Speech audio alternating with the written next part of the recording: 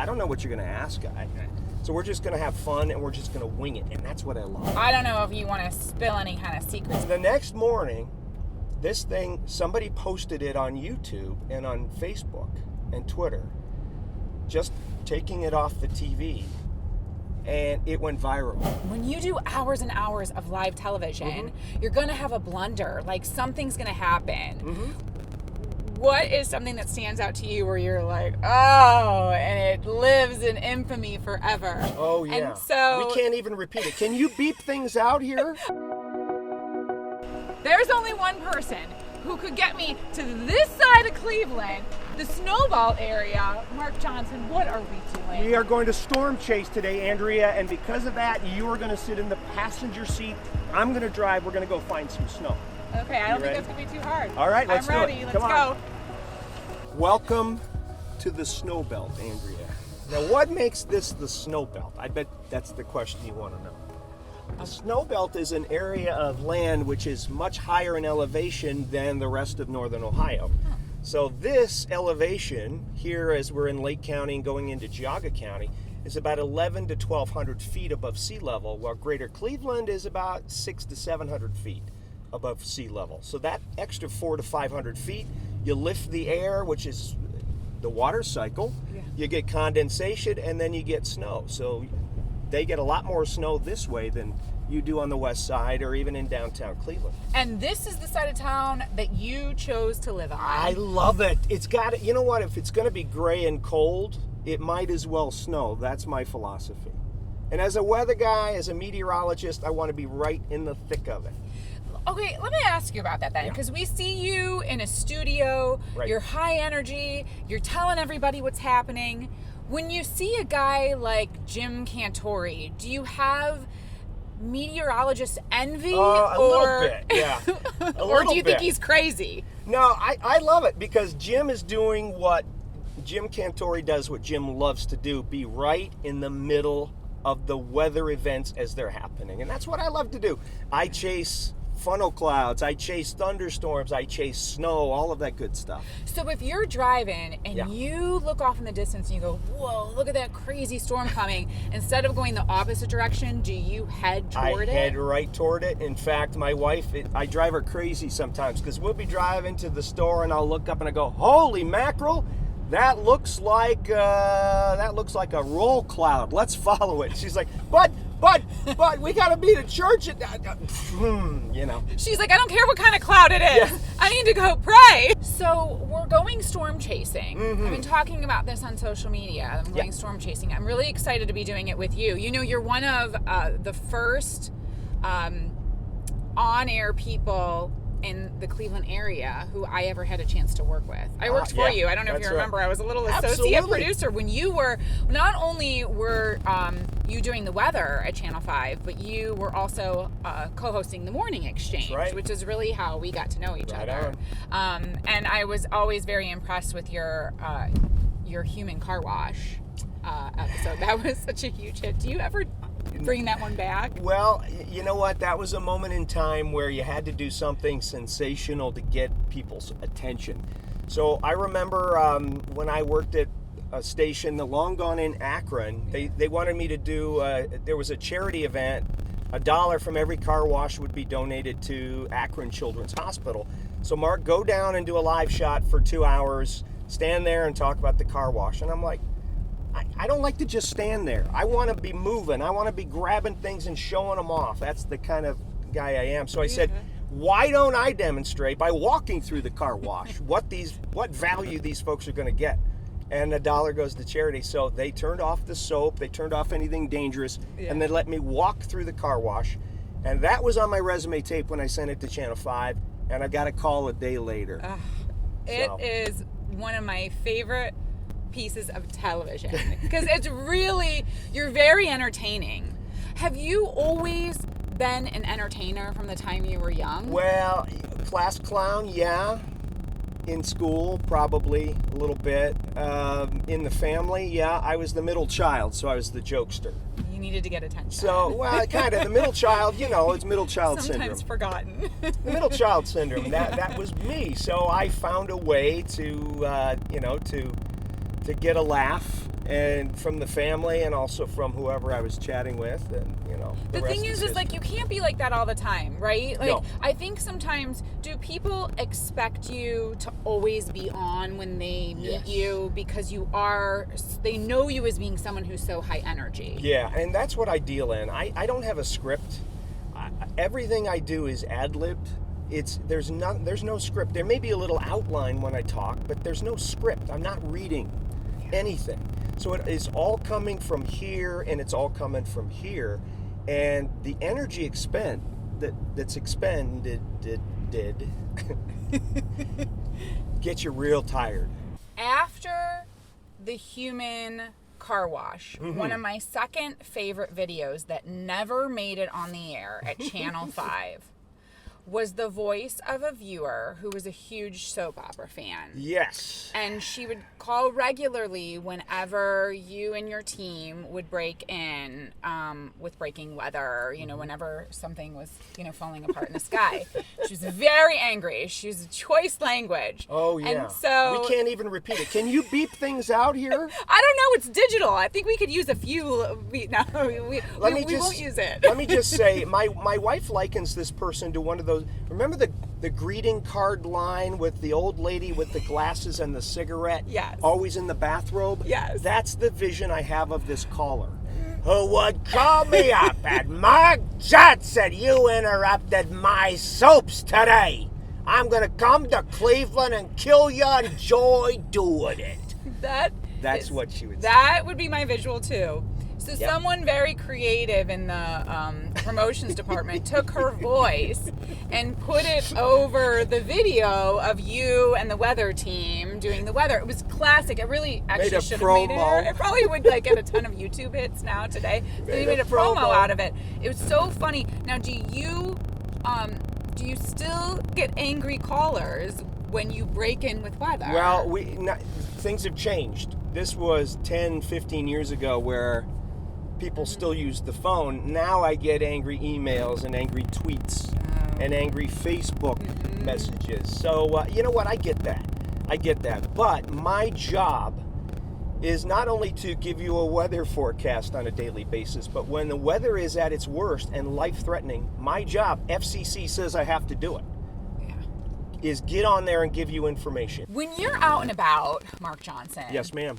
And people come up to you, do they talk to you about anything but the weather, or is it always, what's it going to be like today, tomorrow, and on my wedding day in 3 months? Well, that's usually what it is, but you know what? I'm just privileged and honored that folks would come up and want to shake my hand and say hello.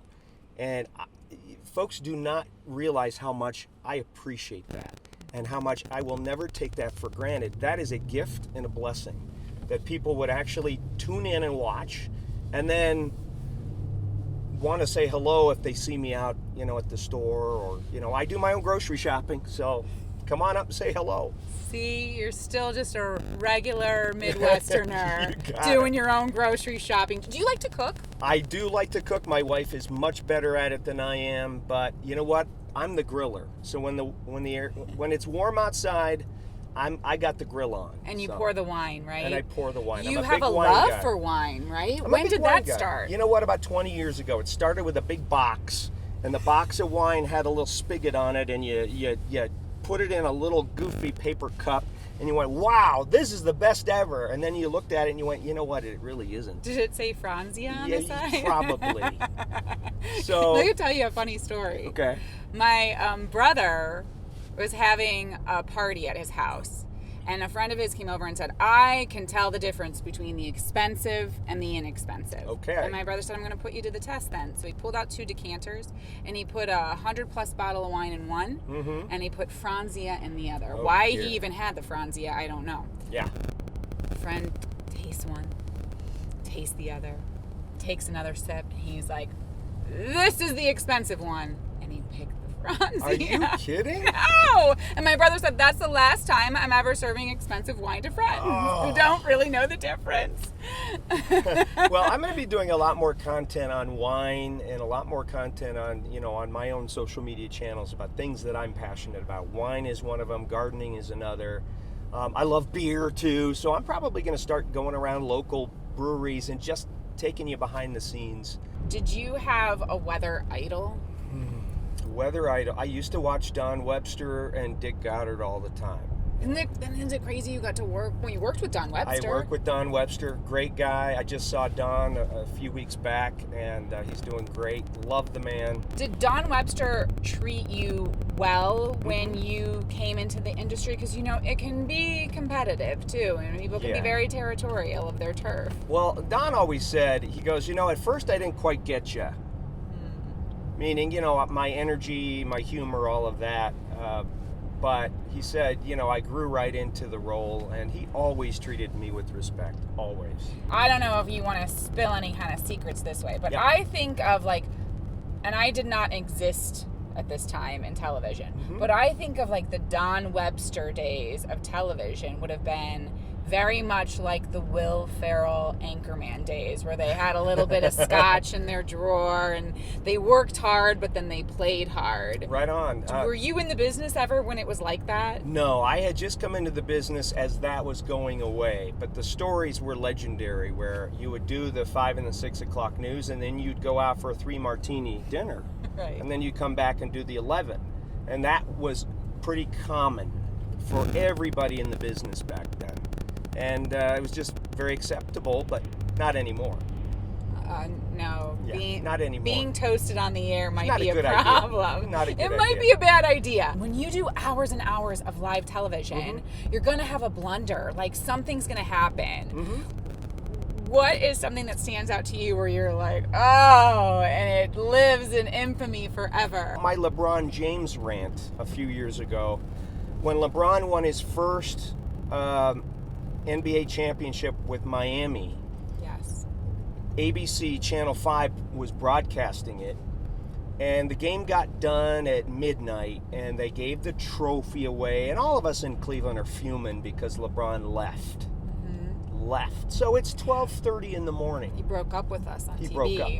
It's 12:30 in the morning after LeBron wins the championship with the Miami Heat over the Oklahoma City Thunder, and I had to do my weather. So it's 12:30. Nobody's watching. So I just went on this rant about LeBron winning the championship, and boy, we could have used more thunder. It kind of fit the weather theme. Could have used some more thunder tonight, folks. And the next morning, this thing, somebody posted it on YouTube and on Facebook and Twitter, just taking it off the TV, and it went viral. And I was getting calls from CBS News, ABC News, CNN to talk about my rant and how I felt and how Cleveland felt about LeBron. It made the top 10 plays on ESPN that week. It was unbelievable. It was like, are you kidding? It was just because I was tired. It was 12:30. I was mad because LeBron wasn't in Cleveland winning a championship. So I'm like, hey, who cares? Nobody's watching at 12:30. Well, a few people were. And that was a blunder that turned into something different. It just shows you the power of social media now. There is a topic I've heard you discuss. Yeah. I'm not sure if over the years your opinion of it or on it has changed. Where do you stand on climate change, once referred to as global warming? Well, there's a little clue right there. It used to be called one thing, and now it's called another. I wonder why they had to change the name. This is not an area of expertise for me, so I know this is what you study. Listen, climate should be a science, but instead it's been hijacked by politics and advocacy. So it's very difficult to discuss the subject in public because there's such passion on both sides that you're attacked. You're attacked vehemently for whatever opinion you may have. I believe Mother Nature's in charge and that we have cycles of 10, 20, 100, 1,000 years. And I think that Mother Nature's in charge of that. We had 3 nor'easters along the East Coast just here in the last 2 weeks. And people are like, oh my gosh, look at how much climate change is impacting. Well, wait a minute. Just whether you believe in it or not, is this something unusual that hasn't happened before? And the answer is no, it's not unusual, and it's happened before. Believe it or not, in January of 1966, there were 3 major nor'easters along the East Coast in 6 days. Not 2 weeks, 6 days. Way back in 1966. So again, you have to stand back, whether you believe it or not, whether you're an advocate or not, you have to stand back and be scientific and logical and say, all right, is this unusual, and has it happened before?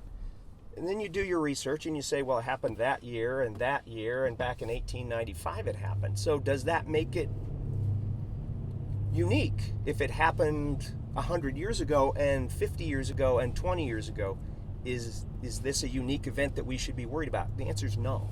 So when it comes to this topic of then climate change, and I'm not trying to come up to talk about something that's so polarizing. I know people are on one side or another, Sure. or they don't really know that much about it, so they listen and they try to educate themselves. Right. Like, do you watch the documentaries on it? I know Al Gore certainly has a passion about it. Do you find those documentaries interesting, or do you watch them and go, no, that's not right, or no, that wasn't factual? Again, a lot of people are advocates for one side or the other. So when you know that they're an advocate for it, then chances are they're going to have a certain particular slant. So you have to go back and research and say, all right, this point A, is that correct? Is it not correct? Some of them are and some of them aren't. So you have to be thoughtful about it. Climate changes? Absolutely, the climate changes. Is man responsible for some of it? Absolutely. So I am a huge advocate for taking care of this wonderful planet. I am an advocate to stomp out pollution, to have clean water, to clean up our rivers and our lakes. I'm a firm believer in that. We need to be good stewards of our planet. We really do. And there are many things we can do locally to help that happen. Just again, clean air, clean water. These are so important to all of us. Yes. It's like we take care of our bodies. Right. We want to take care of the body around us, Exactly right? right. Exactly right. Well, Mark Johnson, I know you've got some weather to report on. We went storm chasing. We went storm chasing, and we found a feet of snow, and we didn't get into a snowball fight. Okay, and I'm going to invite you that when the warm season comes, you and I are going to go storm chasing for the thunderstorms too. Okay? I would love to. I don't think anyone has experienced that, so I want to take you storm chasing.